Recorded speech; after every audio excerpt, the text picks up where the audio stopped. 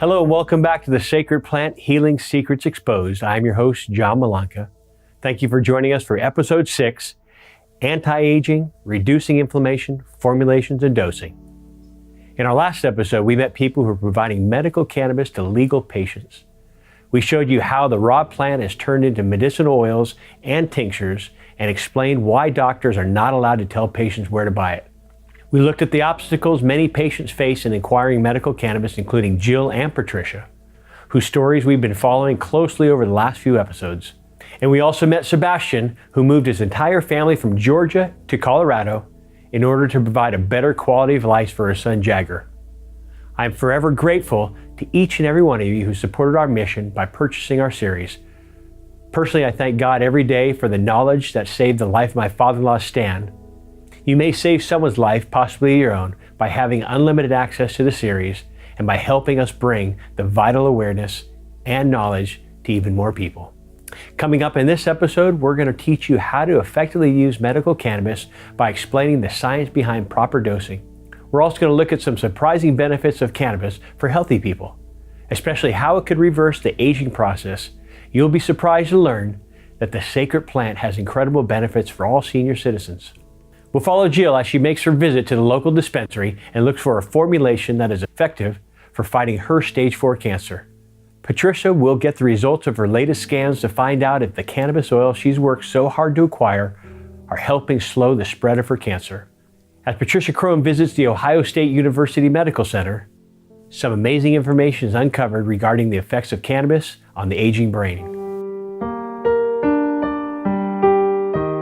Luckily, I knew where to find an expert on aging brains and cannabis. Gary Wink is professor of psychology and neuroscience at the Ohio State University. How did you get the idea of doing cannabis research? My research is in rats. Yeah. And my research for the past 30 years has been focused on the aging brain. What makes it age? What I'm trying to do is figure out how do we reverse that, or how do we slow it down? All right, that would be the key. Most people would be happy just to slow it down a little bit.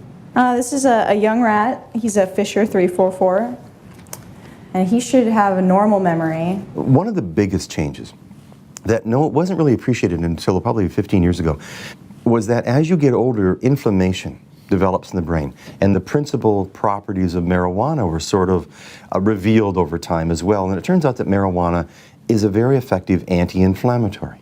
So we've been looking for drugs that are anti-inflammatories that get across the blood-brain barrier.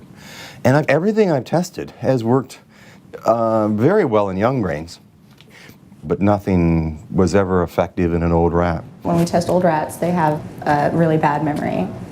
And the way we test that is in the Morris Water Maze, based on the decorations we put on the wall. He learns how to find the hidden platform in there. They get 6 training sessions every day for 4 days. So one day, a colleague of mine here, Anik Marchalant, was looking at the literature on multiple sclerosis. The people with multiple sclerosis had found that it was treating their pain and their inflammation, which is a key component of MS. And we thought, well, wow, we're looking at inflammation in the brain, maybe we'll try the same thing. All right, you gonna go swimming again, little guy? I know. A young rat like him should learn pretty quickly where the platform is, whereas an older rat would have no ability to do so. It'd be great if he found the platform for you. Oh, he's so close. So we have a camera on the ceiling that automatically tracks how he's swimming. Older rats that are really not smart, they'll just swim in circles until you take them out. You have to basically rescue them. But the young guys are very good at finding the platform. Ah, yes! Good job, buddy. So a normal young rat can find the platform, a normal old rat cannot find the platform, but when we give the older rats the synthetic cannabinoid, they're able then to find the platform. Our wonderful surprise was that marijuana actually worked in an old brain. First time, first compound ever. So that just was so exciting because it gave us some hope that something would actually help people slow the aging process when they were already old. We know that these rats have recovered something. They're more like the young rats than the old rats. I mean, what's happening in the brain? This astonished us. Something in the brain called neurogenesis is the birth of new neurons. That goes away as you get older. The loss of neurogenesis leads to depression, memory impairments, and marijuana reverses that. It doesn't just stop the loss of neurogenesis, it restarts it. So now, when you're young and you smoke a lot of marijuana, it makes you memory impaired. But if you're old, you've already got a bit of impairment, and marijuana seems to take that away. So it made our old animals smarter and our young animals a little dumber. This is an amazing drug. You know, it just happens in high doses because of all those receptors. To have this Jekyll and Hyde effect at high doses, it tends to impair. A puff a day, just one puff, is enough. Oh, really? I've been ingesting massive amounts of the stuff. I wonder what it's done to my head. We've just seen the amazing way the sacred plant can affect the aging brain. Most people wouldn't connect the idea of medical cannabis with senior citizens, but is incredibly helpful to address many of the symptoms related to the body's aging process. When I speak at retirement communities, many seniors have a bias against the sacred plant because they're only familiar with it as an illegal drug, marijuana. But these seniors have also come to a place in their life where they don't want to take prescription medications, and they do want to continue living the life they've been living for the last 60, 70, 80, and even 90 years. It's amazing how many seniors are actually medical cannabis cardholders. Let's hear more about this from our experts.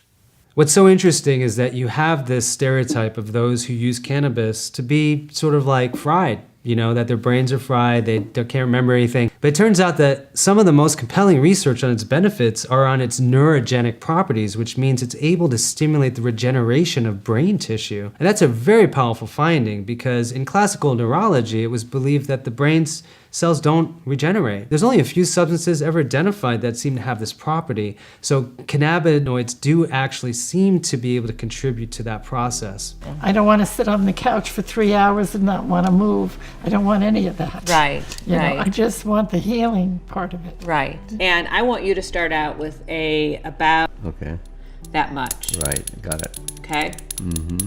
That way you have the double benefit of the absorption from the sublingual and the digestion of it. You So, get both. You get Okay, so it both. goes So- right into the bloodstream. Exactly. From So the instead of the mirror, I go back like this and open my mouth, and you drop it in like feeding a bird. exactly, Mama bird, you right. Israel's federal cannabis program also extends into nursing homes. The sacred plant has been found to help geriatric patients with pain, loss of appetite, agitation, and muscle spasticity. This is slowly gaining momentum in the United States, where some families realize that this plant can provide a beautiful gift to their older family members at the end of their lives. Let's go to Israel and hear more about this phenomenon. So Tikkun Olam started a collaboration with Inbal Sikorin, our head nurse, in a place called Hadarim. It was a nursing home in Kibbutz Nan, where Inbal is from, and she was the head nurse there. And she came to us and she said, I don't have any solutions. I have reached the top of the treatment that I can provide my patients. And I'm willing to try medical cannabis. And obviously the families of the patients were pressuring her to start this treatment. And she had no clue. She had never encountered cannabis in her profession. So we started that dialogue, and she taught us the medicinal parts of treatment and patient care, and we were kind of guiding her through the medicinal cannabis speciality, the strains, and how we can make different products out of these different strains. And so we kind of created together a formula for treating the elderly, and especially geriatric patients in nursing homes, because obviously these patients cannot treat themselves. So the nurses have to be part of the treatment, they have to understand the products, and they have to accessibilize the treatment, provide the medication in the nursing houses. So what I did in 2010, when I met Tikkun Olam, they took me to meet Professor Meshulam. So tell me, Inbal, he said, what the common problem that you have in a nursing home? So I said appetite, I said pain, agitation, and a nightmare, and spastic. And we opened a project. We monitor the patients, was very carefully, and we found out a beautiful result and we wrote down now a rule how to treat old patients. So what I'm doing in the last few years, I'm going all over Israel to the nursing home and give education to the doctors, to the physician, and to the nurses to help them to understand how to work with cannabis, with medical cannabis. Sometimes the doctors and the staff are very anxious, they're afraid. It's still called a dangerous drug in Israel. So they don't really know how to write it down, how to keep it in the toxins, what to do with it. So we talk about Mrs. Da'an. She had Parkinson and CLL. We started cannabis before 1 year ago because she's suffering from movement problem. She shake and she was stiff. And she was very painful. Very, very painful. So we started as palliative care. And now is stable. She's eat better. She's looking better. She's not suffering from pain. She's more cooperative. She's sleeping better, and she's wonderful.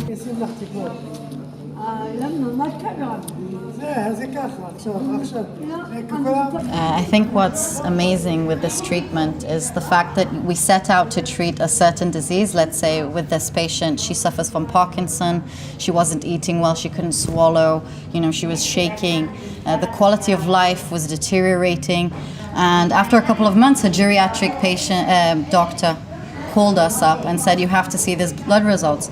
She was also suffering from CLL, which is chronic lymphatic leukemia. And she was getting blood infusions twice a month, every 2 weeks. And he said, listen, in the past couple of months, we don't have to, transfer blood anymore. So this is an incredible finding in this treatment, and we didn't expect it at all. Sometimes we set out to treat a certain condition, and we find out that medical cannabis is treating, different symptoms that we didn't even think that it was capable of doing. So we really believe in the treatment of medical cannabis for geriatric patients and quality life. Yes, to improve the quality of life in these patients. As you just heard from Maayan, the sacred plant can have unintended positive benefits for multiple conditions. In episode 7, you will learn about more breakthrough areas where scientists are finding cannabis can be effective, like graft versus host disease and fatty liver disease. We heard that a common issue for all geriatric patients is inflammation. We already learned that cannabidiol, also known as CBD, is a powerful anti-inflammatory. It may be that a preventative dose of cannabis can be helpful to all seniors. Let's hear more about this from Professor Ruth Galili at Hebrew University in Jerusalem. Professor Galili has been studying the effects of CBD on inflammation in multiple sclerosis. We are doing now the MS experiment in mice. It's called EAE. And there we really found again that cannabidiol effect really decrease the characteristic of the MS. And the animal really, if you give them 5 milligrams per kilo, they behave much, much better. In all the 3 phases, for 50 days, we look for the MS, EAE in mice. We give them the 5 milligram dose of cannabidiol, and we really find decrease of the symptom of the MS very nicely. I suggest that it can be also given to MS patient in the right amount, and it will improve enormously the symptoms of the patient. I am optimistic as cannabidiol will really help a lot. Apparently also in human being, especially against inflammation, as I said, and many old people, maybe all of them have inflammatory reaction in their body. Will it be around many of the organs and vertebrae and so on.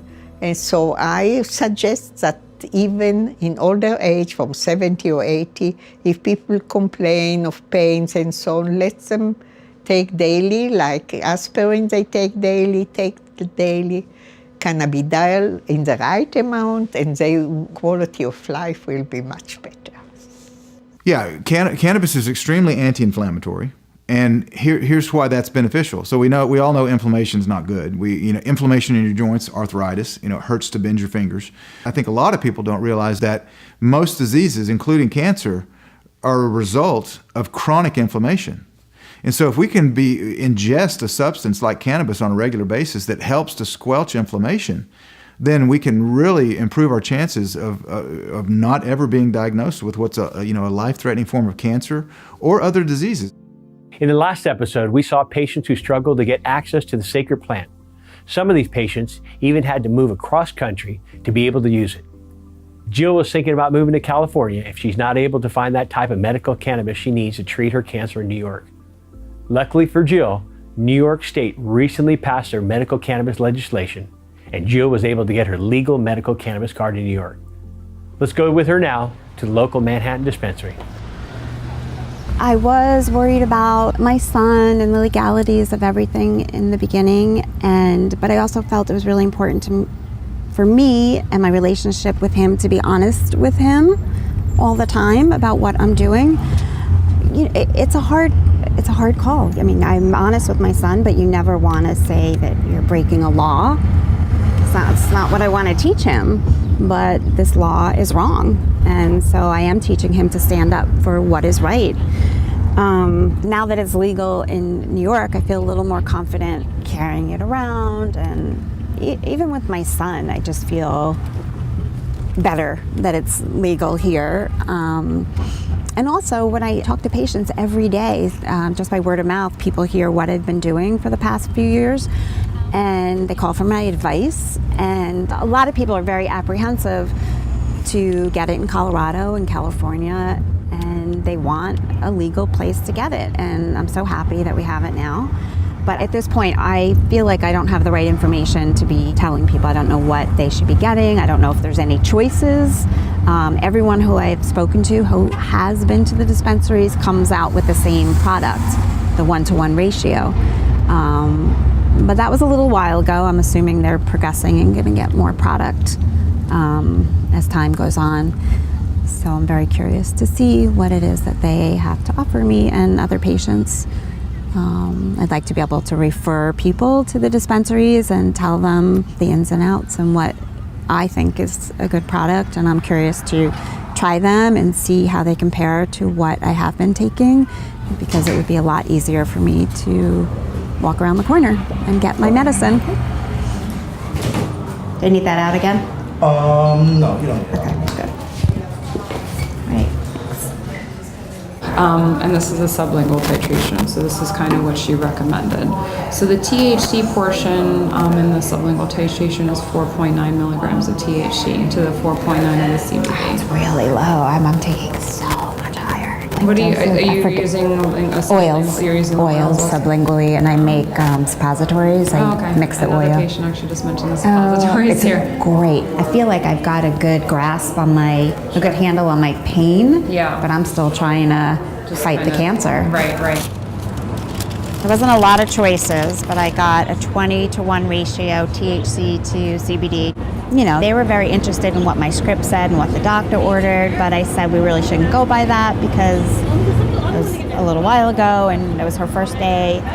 And they're more interested in talking to me about pain management. I think most of the patients in there are getting the medicine for pain management and not necessarily like shrinkage of tumors. It's more about pain medicine.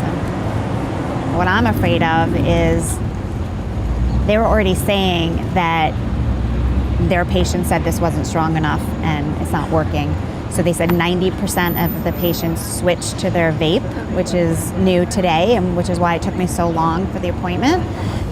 If I didn't have so much experience and knowledge behind all this, I think it's a very zen, nice place. The people were very nice. I met some lovely patients that I'll keep in touch with.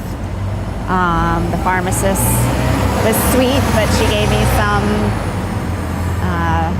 information that wasn't correct and apologized because it was only her second day here, but I think that's really bad. Dosing is one of the most complicated areas of cannabis medicine. Each individual patient will respond differently to the medicine because our endocannabinoid systems are unique. It's not uncommon for patients to be more educated about cannabis formulations that work for their conditions than their doctors. This is because cannabis dosing requires a significant trial and error. The experts will tell us more about the patient titrating dosing process and the different ways of taking this medicine. Cannabis is not a one-size-fits-all. For instance, if you are a lung cancer patient and you have two patients, same age, with the same stage of lung cancer, that doesn't necessarily mean they're going to be treated the same. It depends on the medical history, number one. Might be diabetic, might have a heart arrhythmia, might have high cholesterol. There's many, many things.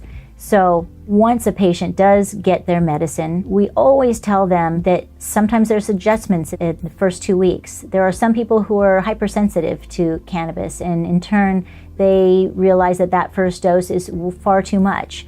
Maybe they don't feel anything at all, but we won't know until that patient tries. Some people might call us and say, I've had a stomach ache for 2 days, could that be this medicine? Or, gosh, with that tiny, tiny amount, I was crazy euphoric. Is that normal? Well, no, that's not normal. What other medications are you taking? And did you tell the medical professional that you were taking that? The next step must be coordinated with physicians, that they have full information about patient and his or her treatment, and full information about strain of cannabis which was used.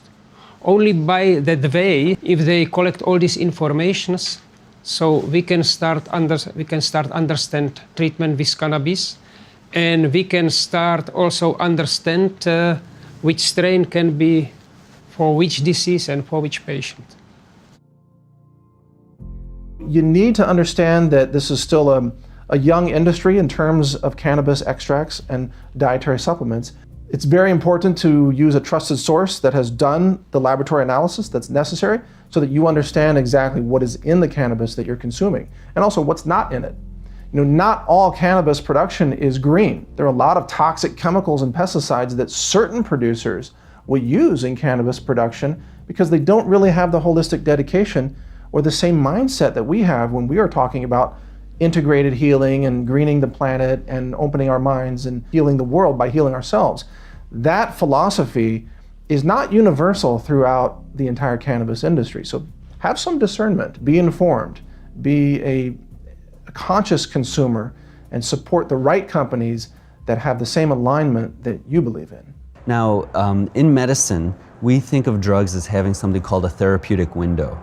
So if there was a dose that's effective here and a dose that causes intolerable side effects here, you've got the space in between that you can play around with a dosing range. Pure THC has a narrow therapeutic window. Once you start adding in the other compounds that are found in the whole plant, that window broadens and you have better efficacy at lower doses and less side effects at higher doses. I remember a story that came one patient and said, oh, I had high and I don't want it. How it's possible? I use all the time the same strain. It was because this bud was just with higher amount of this active compound. So it's not even comparable with the same patient when he used different buds. So we must use other tools. One of the responsibilities I take is doing what we call MedWatch.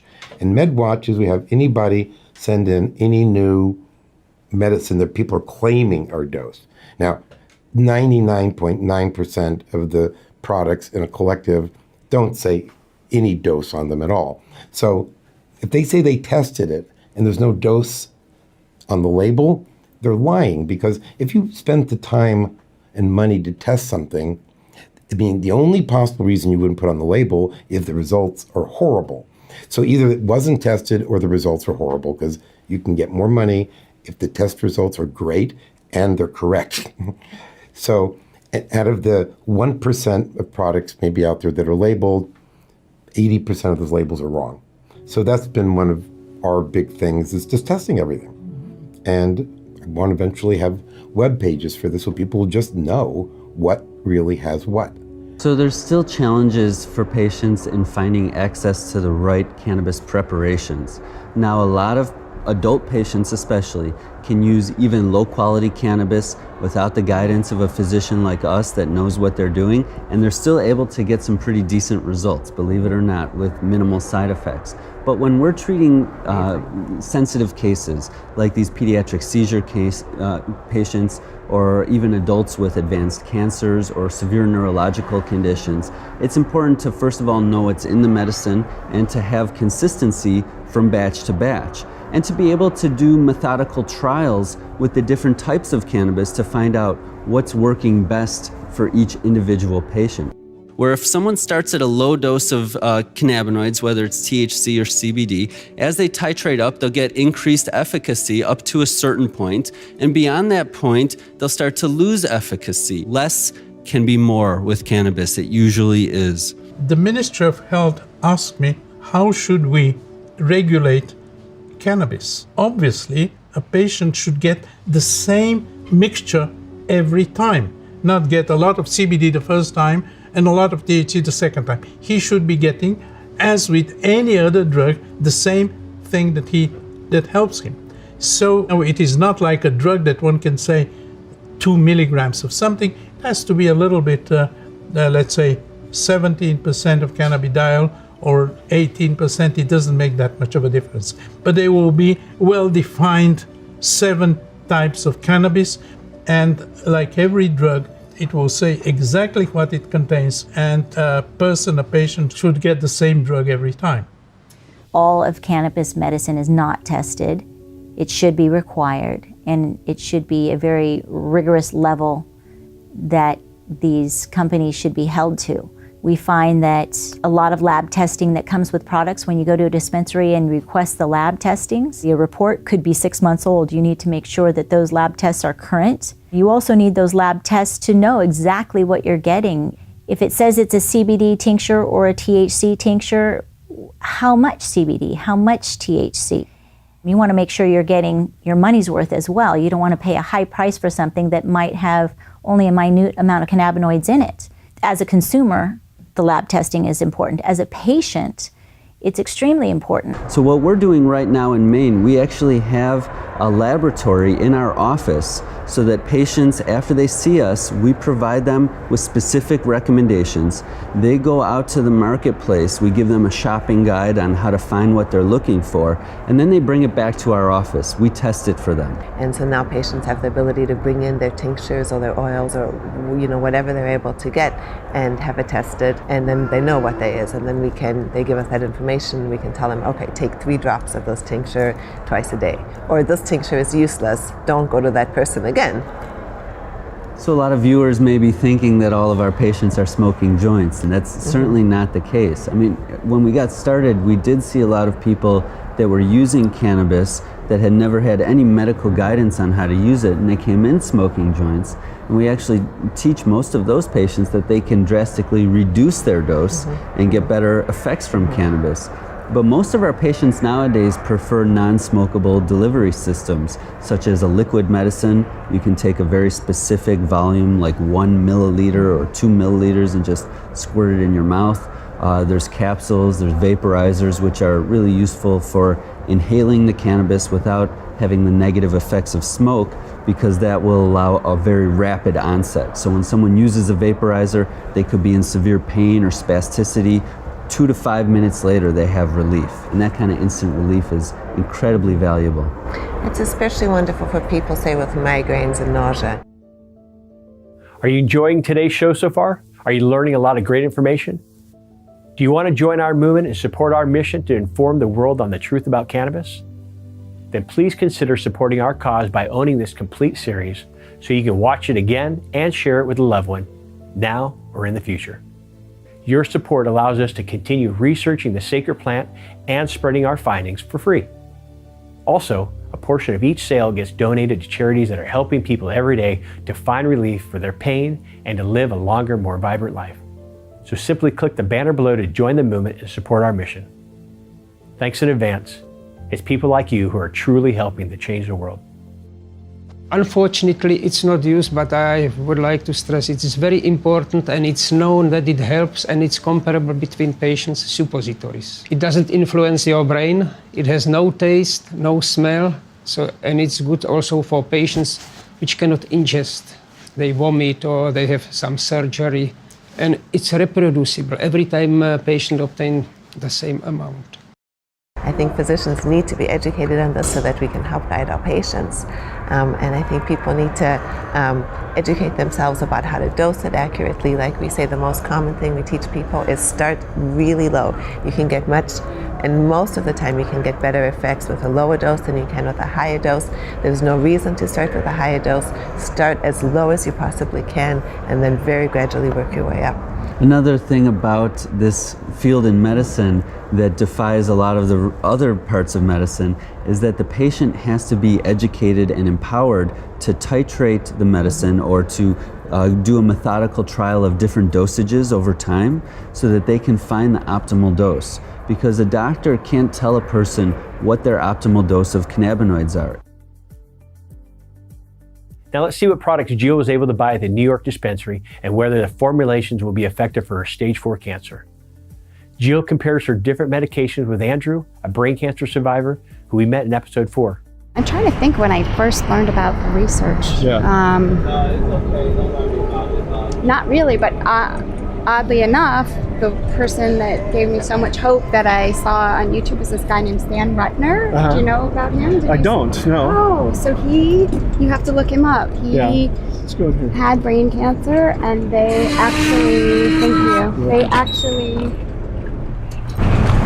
was in hospice, and they gave him around 12 days to live, and he started using cannabis, and he's thriving off.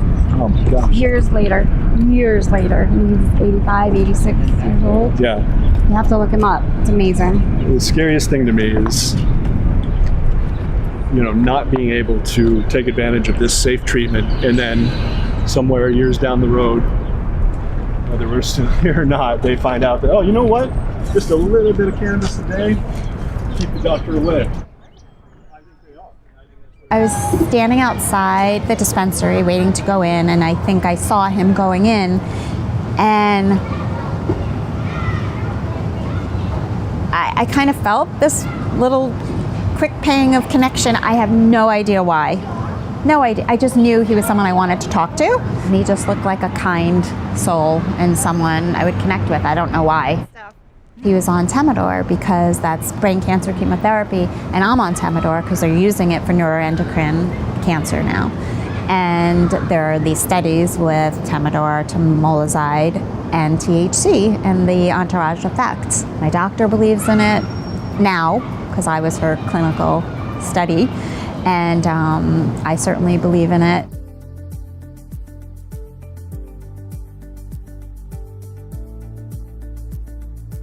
So I was so happy after meeting you and just talking to you for the first 5 seconds. I felt relieved that I was speaking to somebody who knows and who's going through the similar things that I'm going through. You've been researching all of the alternative or complementary alternative methods, nutrition and cannabis, and the anti-cancer properties of cannabis. I mean, I feel like you and I are on the same page there. Now that you're a legal New York... Illegal? Or No, you're legal now. Legal. You're a legal New York I'm legal in California. medical marijuana patient. Oh, you're legal in California too? Oh, lucky you. But you're legal here in New York. What are your thoughts on the New York dispensary and the products that they are giving us? I got a 20-to-1, so that's 20 times the THC to 1 part of the CBD. Right. And I did that. I couldn't decide. So they have 20-to-1 there, they have 1-to-1, and then they have 1-to-20. Who's the 1-to-1? That's the 1-to-1. So it's 5. Oh wait, so that's 5 and 5. Yeah. So and mine is 10.4 and 0.52 okay. CBD. So this is higher in the THC anyway. It is, but that goes along with the New York State rules of only being allowed to give out single dosages of 10 milligrams total cannabinoids per dose. Ridiculous. Plus, they've got some monthly limitation that even Yes. if you were able to go in there and I was only able to buy 6 of these per month, 6 or 7. Oh, is that what they told you? Only 6 or at a 7? time. I don't know if it was per month, but they were going to let me It's get pretty limited per month. 6 of these. On the other hand, he said he has some patients taking this 6 times a day. So then that's it. That's one box per day. I mean, I finished off one of these in 2 days. It's easy to do that It's very compared easy. to And this. you've got 7 full doses Here, in there. Could you do the math compared to? Oh yeah. Oh, so this is Not to put you on the spot, but this is the real stuff. that's the You've real got stuff. the That's the real oil. Ogre Kush. This is the So curing this is oil. insanely strong compared to this Yes. little thing. This makes you feel nice, and this kills cancer. That's one of the things that's so frustrating and confusing right now is dosing guidelines. You know, I mean, we all know this quickest way to get it into your bloodstream, injection doesn't count, let's say, is inhaling it. But obviously there are drawbacks to that. I mean, I guess the question is, do you want it to get straight into your bloodstream, or do you want it to go through the digestive system? I have heard quite a bit about states wanting to limit the potency of products in general in the cannabis industry. When you think of cannabis oil that people are using for cancers, some cancers need a much higher potency, but it's utilized differently. It's not recreationally used. We work within about 15 different formulations of cannabis oils, tinctures. There's transdermal patches for pain and nausea, suppositories, capsules. Within that sector, I would be worried to limit potencies. But within brownies, cupcakes, lollipops, and so on, I would not have an issue and don't see a reason not to limit those potencies.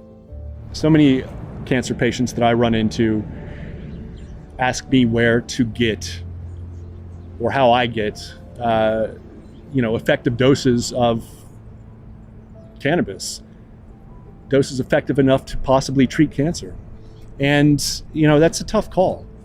A lot of people don't like the idea of breaking the law. And, maybe I'm being naive, but I can't imagine acquiring small amounts of cannabis oil for myself or patients doing the same for themselves would actually be something that the law would prosecute them for. And if that does happen, I mean, that's just, I don't know. I don't know what hope I have for humanity at that point. That's just crazy to me. As you just heard from two experienced patients, Jill and Andrew, the state restrictions about how many milligrams of cannabinoids are allowed in each dose can be limiting and cost prohibitive for patients. Patients need to be able to take their therapeutic dose just as they would with any other medication. Unfortunately, much of the mainstream media coverage on cannabis, including the prominent series on CNN, has promoted CBD over THC, mainly because CBD is non-psychoactive. This has led to a push for CBD-only laws around the country, which actually hurts the patients who require more THC. As you've seen, dying patients are not interested in getting high. They're interested in getting better. They need to be able to take enough THC to kill their cancer or to treat their pain. My wife, Corinne, and I thought we were giving CBD capsules to her father, Stan, who was in hospice, and after his miraculous recovery, I tested the capsules and found out they were actually high in THC. Ultimately, THC played a huge role in Stan's recovery. Let's hear more from our experts on dosing and formulations. So this plant right here is a 1-to-1 ratio. It's an even amount of CBD and THC. And the rest of the plants are 22% CBD to 1% THC. And these plants, the higher the cannabidiol content, the better it's going to help control my symptoms. So I should need less material overall to be able to get the same effect.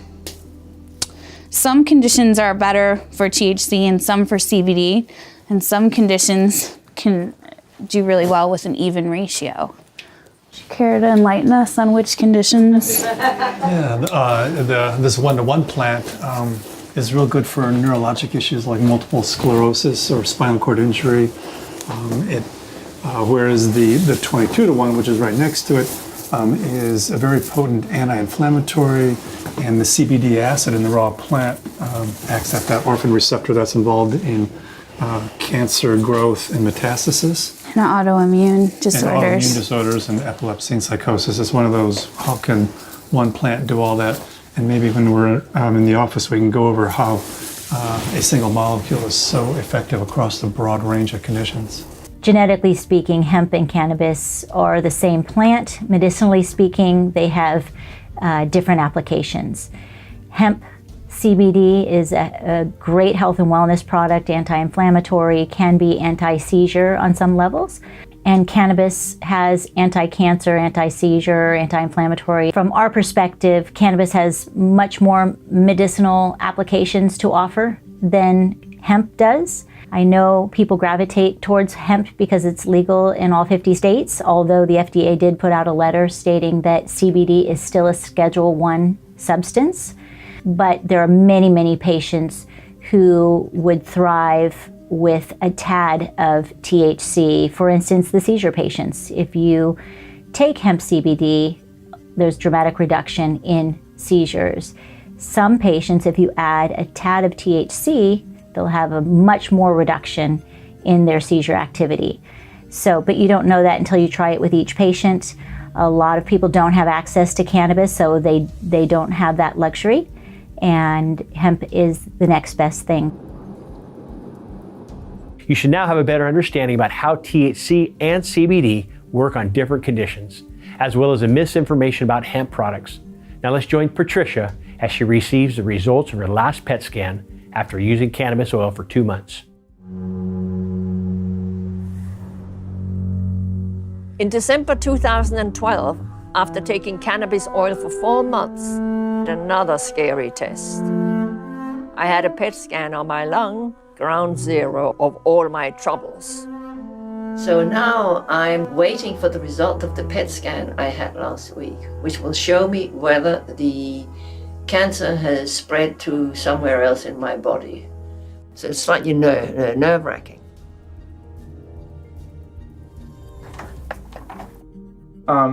Does it show? There's nothing on your PET scan. Nothing? Mm-mm.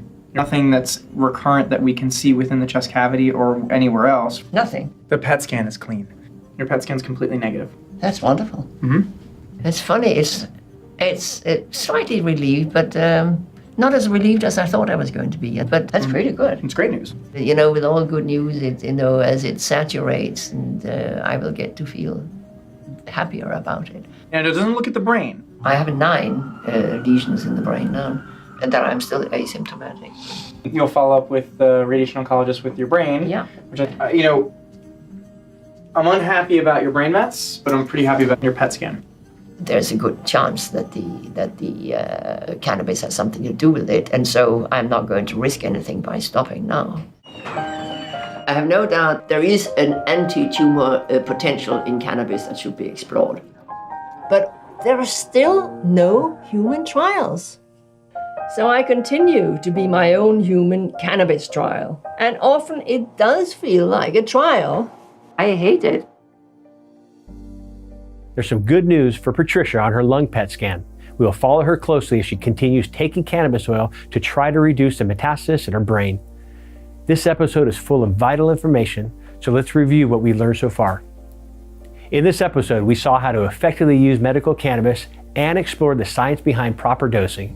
We also saw the surprising benefits of cannabis for healthy people, especially how to reverse the aging and inflammation process in senior citizens. We heard Jill and Andrew assess the offerings at their local dispensary and whether formulations would be effective for Jill's stage 4 cancer. And lastly, we learned more about CBD and THC ratios and the misleading hype behind hemp-based products. Millions of people desperately need this information to safely and effectively treat the disease that they're suffering from. You could help us reach these people by sharing this video series far and wide. Coming up in this final episode, we'll check in with many of the patients we've met throughout the series. We'll hear more about the new advances in medical cannabis and what that means for patients. We'll also get a backstage look at a cannabis conference at Harvard Medical School. This final episode is going to bring some major news for Patricia and Jill, who we've been following closely throughout our series. Jill will receive a new set of scans to see if the cannabis is actually helping her fight her stage 4 cancer. Patricia needs to decide whether the cannabis is working effectively enough to avoid undergoing a whole brain radiation. It's going to be a powerful and moving closure to our series, full of dramatic events and more vital information about how the sacred plant works. I invite you to join our movement, support our mission, and help us save lives. We're a small company that's committed to the truth and to helping humanity. Since we don't have the unlimited resources that Big Pharma has, we need to work together to educate and empower more people about the healing benefits of the sacred plant. When you support our mission by owning the complete series today, You allow us to continue research, interview, expose, and share this knowledge with the world for free. If you learned something, been inspired, want to watch it again, share it with a loved one, or just love how it feels to support a good cause, consider owning the Sacred Plant Healing Secrets Exposed today. Simply click the banner below to join the movement and support our mission. Thank you in advance. It's people like you who are truly helping to change the world.